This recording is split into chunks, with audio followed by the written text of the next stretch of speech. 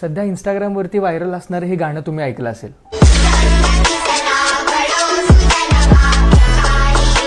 खरं तर ही प्रार्थना आहे आणि ही आहे मोरोपंतांची. मोरोपंतांनी केकावली नावाच्या काव्यसंग्रहामध्ये लिहिलेली ही प्रार्थना. ही ऐकायला जेवढी सुंदर आहे त्याचा अर्थ 100 पटीनं सुंदर आहे. सुसंगती सदा घडो सुजन वाक्य कानी पडो. ह्याचा अर्थ काय आहे? सज्जनांचा कायम मला सहवास लाभू दे, सज्जनांची वाक्य कायम माझ्या कानावरती पडू देत. कलंकमतीचा झडो. ह्याचा अर्थ आहे माझ्या मनामध्ये जर काही दोष असतील तर दोष सगळे झडून जाऊ देत. विषय सर्वथा ना आवडो.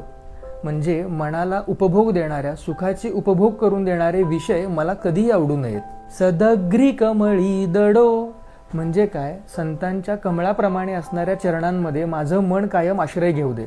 मुरडिता हटाने अडो.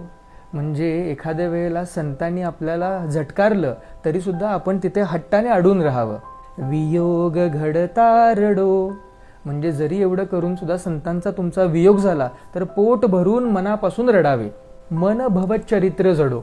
ह्याचा अर्थ काय आहे? संतांच्या चरित्रामध्ये सदैव माझं मन गुंतून राहू दे. ह्या प्रार्थनेचा अर्थ असा आहे की सज्जनांमध्ये सदैव माझं मन गुंतून राहू दे.